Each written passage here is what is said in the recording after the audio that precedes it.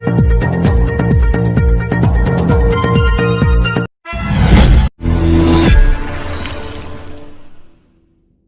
से जो बच जाए वही बेहतर, वरना इनकी नजर वह जमीन ही क्या जिस पर ही ना पड़े। सहारनपुर में वृद्धा आश्रम पर है भूमाफियाओं की नजर और यह आरोप लगाया है सर्वदलीय संघर्ष समिति, जिसमें सहारनपुर नगर विधायक और पूर्व विधायक समेत सभी राजनीतिक पार्टियों के नेता समेत नगर के कई गणमान्य लोग भी शामिल है। और आज इसी शिकायत को लेकर सर्वदलीय संघर्ष समिति के पदाधिकारी जिलाधिकारी अखिलेश सिंह और एसएसपी डॉक्टर एस चन्नप्पा से मिले और भूमाफियाओं से इसे बचाने की मांग की।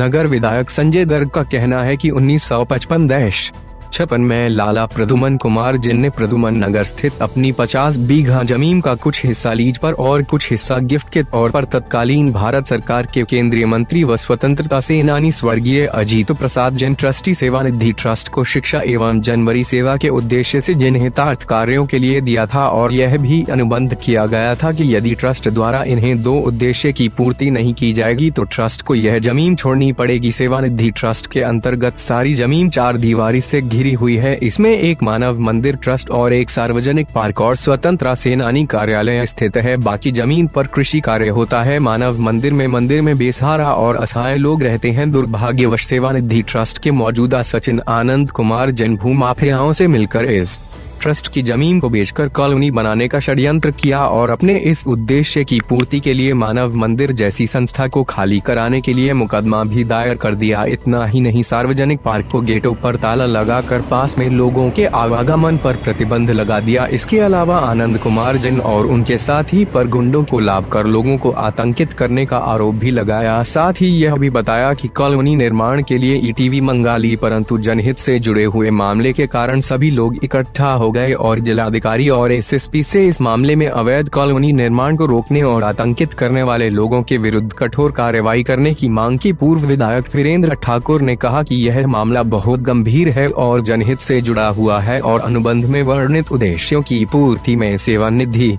ट्रस्ट द्वारा आज तक भी एक भी कार्य जनहित में नहीं किया गया है। इसके विपरीत ट्रस्ट की कृषि जमीन की आमदनी को भी ट्रस्ट के लोगों द्वारा खाया जा रहा है। इस ट्रस्ट की संपूर्ण जांच कराकर इसके विरुद्ध आवश्यक कार्रवाई करने की भी मांग की।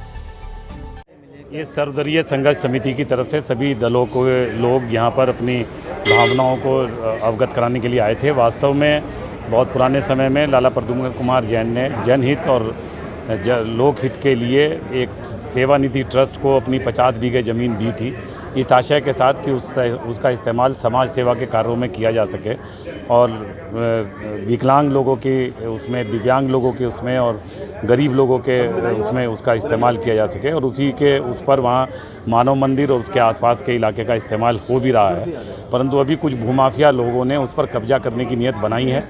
जो हो सकता है कि किसी सेवानिधि ट्रस्ट के किसी परिवार के सदस्य से जुड़े हुए हों, तो इसी बात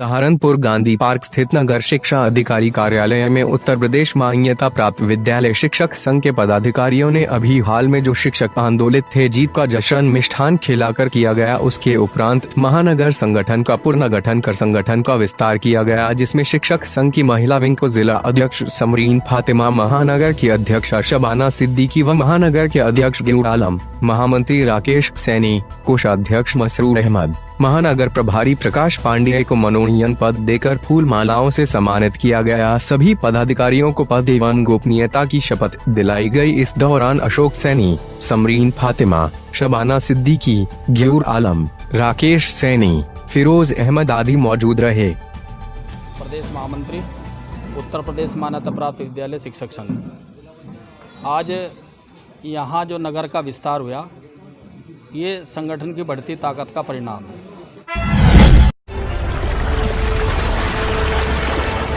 आनंद जी के शिष्यों ने अयोध्या से लौटे अंतर्राष्ट्रीय ध्यान गुरु दीपांकर जी महाराज को राम दरबार जी का चित्र भेंट किया। इस दौरान दीपांकर जी महाराज ने कहा कि मैं आज अपने जीवन का सबसे शानदार दिन महसूस कर रहा हूं कि अब देश का राज्य टाट में नहीं ठाठ में रहेगा। देश का ब्राह्मण कोटि नायक अब टाट में फट्टी तिरपाल में नहीं, अब अपने भव्य भवन में रहेगा। उन्होंने कहा कि किसी भी देश के आराध्य को इतना तो सम्मान तो मिलना ही चाहिए कि वो अपने भव्य भवन में रहे। क्या महसूस कर रहे हैं? मुझे लगता है कि अपने जीवन का सबसे शानदार, अद्भुत, डिवाइन, दिव्यता भरा दिन महसूस कर रहा हूँ कि अब देश का आराध्य टाट में नहीं ठाट में रहेगा। देश का ब्रह्मांड कोटि नायक अब टाट में फटी तिरपाल में नहीं, अब अपने भव्य भवन में रहेगा। और किसी भी देश के आराध्य को कम से कम इतना सम्मान तो मिलना ही चाहिए कि वो अपने भव्य भवन में रहे, क्योंकि जिसकी वजह से आज हम लोग हैं, जिसकी वजह से शायद हम लोग माला सुबह घुमा पाते हैं, अगर जो वही टाट में रहेगा तो जीवन चलेगा कैसे? उसका ठाट में होना जरूरी है। इसी कारणवश हम लोग भी अपना जीवन इसी प्रकार से जी पाएंगे।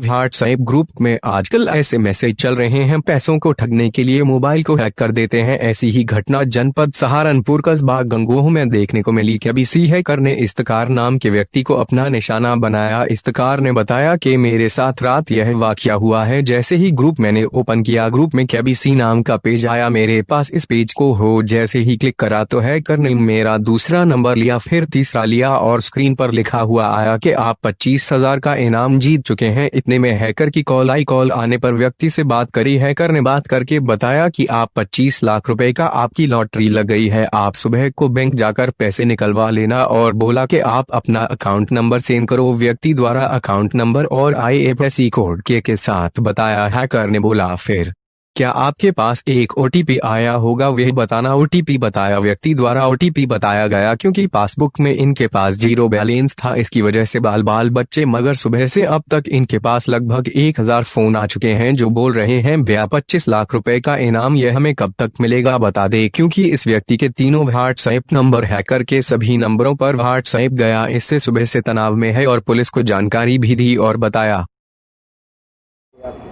मेरा नाम मोहम्मद इस्तिखार है। मैं तीतो बस स्टैंड पर मस्जिद के सामने मेरी दुकान है, और ये मेरे पास एक मैसेज आया था व्हाट्सएप पे, तो मैंने इसको कांटेक्ट किया है। व्हाट्सएप पे ये नंबर आया हुआ है, तो इन्होंने मुझे कहा कि आपका लकी ड्रॉ आया है 25 लाख रुपये का, और आप 9,200 रुपये हमारे अकाउंट में डलवा दीजिए और आपको चेक मिल जाएगा। तो फिर मैंने इसको कहा है कि भाई मेरे पास अभी पैसे पूछे नहीं है, आप मेरे पास पैसे डला दीजिए, मैं आपको पैसे डला दूँगा मेरे बाद में। तो इन्होंने फिर कहा कि हम पैसे नहीं डला सकते, आप एक काम कीजिए, आप अपने जो भी व्हाट्सएप अनदर, इससे अगर कोई अगर दूसरा नंबर है तो वो आप दे दीजिए, तो फिर हम आपको जो है पैसे डला देंगे, आप बाद में पैसे डला देना। तो फिर मैंने अपने दूसरे व्हाट्सएप का नंबर दे दिया था इनको। तो मैंने 2 नंबर दिए, इससे अलग 3 नंबर है उनके पास, और तीनों नंबर मेरे हैक हो गए एकदम देते ही। तो कोई भी है ना तो कोई मैसेज आ रहा है मेरे पास, और ना मैं इधर से कोई डाल पा रहा हूँ व्हाट्सएप पर। तो अब मेरे पास सुबह से कम 500 फ़ोन आ चुके हैं कि ये हमारी ये लॉटरी किस तरह की लगी है, लकी ड्रॉ कैसे आया है।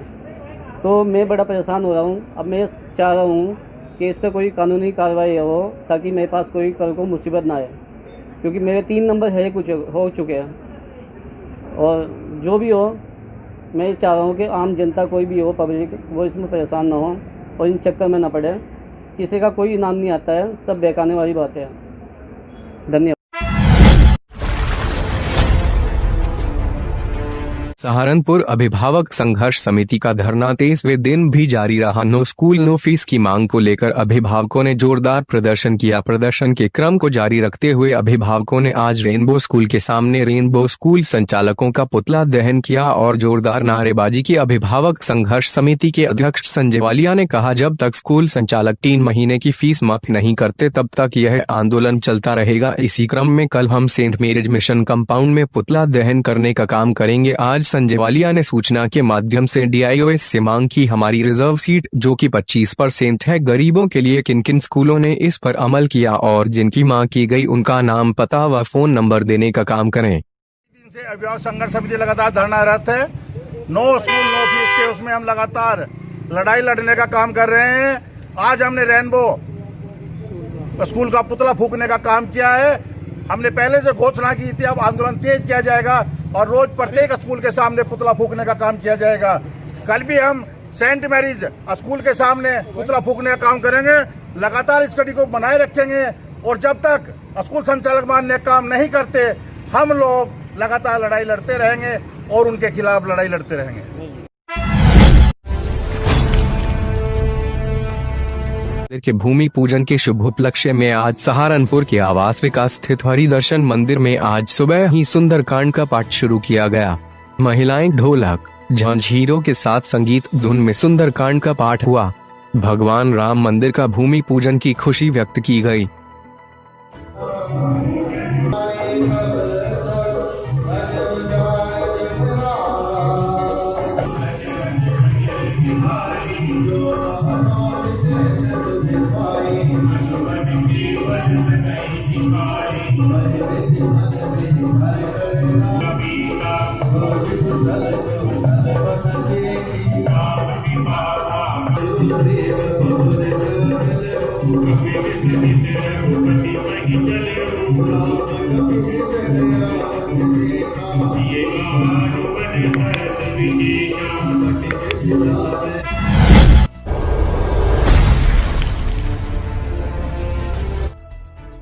होम आइसोलेट मरीजों की दोबारा नहीं होगी जांच। जी हां, जनपद सहारनपुर में होम आइसोलेट हुए कोरोना मरीजों के आइसोलेशन का समय पूरा होने पर दोबारा जांच नहीं कराई जाएगी। शासन से निर्देश मिलने पर स्वास्थ्य विभाग ने यह कदम उठाया है।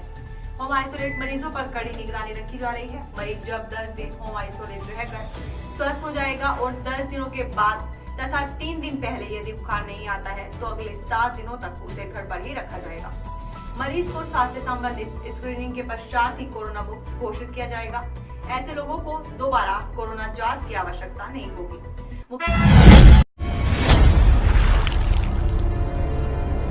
खाकर सोशल मीडिया पर युवक ने मरने से पहले न केवल वीडियो वायरल किया बल्कि कुछ लोगों पर जहर देकर उसे मारने का आरोप भी लगाया। युवक सहारनपुर जनपद के थाना देहात कोतवाली क्षेत्र का रहने वाला है। पंकज नाम के इस युवक ने कई लोगों पर जहर देकर उसे मारने का आरोप लगाया है। युवक अपनी मौसी के यहाँ थाना सरसावक क्षेत्र के दूधली बुकारा में रहता था।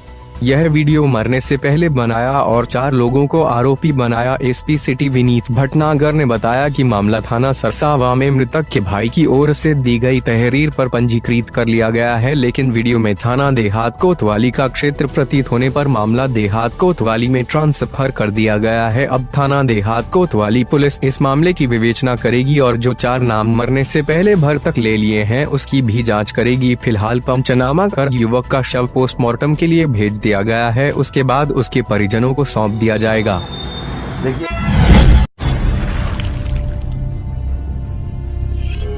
क्षेत्र के निवासी फरमूद आज एसएसपी से मिले तथा उन्होंने बताया कि मेरे साथ दिनांक 4 अगस्त 2020 सुबह घर जाते हुए यूसुफ पुत्र यूनुस, नफीस पुत्र यासीन, समीर पुत्र नफीस, जलील पुत्र मलियात ने लाठी व डंडों से मारपीट की तथा मुझे मारने की धमकी दी।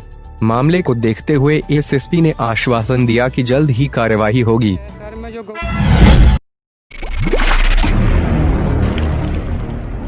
समाजवादी पार्टी के कार्यकर्ताओं ने प्रख्यात समाजवादी चिंतक, विचारक व पूर्व केंद्रीय मंत्री जनेश्वर मिश्र की 87वीं जयंती पर उनका भावपूर्ण स्मरण किया तथा उनके आदर्शों व सिद्धांतों का अनुसरण कर समाजवादी पार्टी को मजबूत बनाने का संकल्प लिया। स्थानीय अंबाला रोड स्थित सपा जिला कार्यालय पर आयोजित कार्यक्रम में सपाइयों ने सपा जिलाध्यक्ष चौधरी रुद्रसेन के नेतृत्व में पूर्व केंद्रीय मंत्री जनेश्वर मिश्र के चित्र पर पुष्प अर्पित कर उन्हें नमन किया। कार्यक्रम को संबोधित करते हुए सपा जिलाध्यक्ष चौधरी रुद्रसेन ने कहा कि छोटे लोहिया के नाम से विख्यात जनेश्वर मिश्र सादगी व ईमानदारी की प्रतिमूर्ति थे, जिन्होंने केंद्र में 7 बार केंद्रीय मंत्री रहने के बावजूद अपनी छवि को साफ सुथरा रखने का काम किया। उन्होंने कहा कि जनेश्वर मिश्र के आदर्शों व सिद्धांतों का अनुसरण करना ही उन्हें सच्ची श्रद्धांजलि होगी। इस दौरान सपा जिलाध्यक्ष चौधरी रुद्रसेन, प्रतिनिधि चौधरी प्रवीण बांदुखेड़ी, राव वजाहत, कुलदीप यादव, मांगेराम कश्यप, मुआजम शाह, मेहरबी खान, विशाल यादव, चौधरी अब्दुल गफूर, राजेश सैनी बडकला, संदीप चौधरी, सोनू चौधरी, वीर सैन चौधरी, मुस्तकीम राणा, वेदपाल पटनी, आकाश यादव आदि मौजूद रहे। जयंती थी, उसी उपलक्ष्य में सभी साथी यहाँ इकट्ठा हुए। उनको जो है अपने श्रद्धा सुमन अर्पित करें।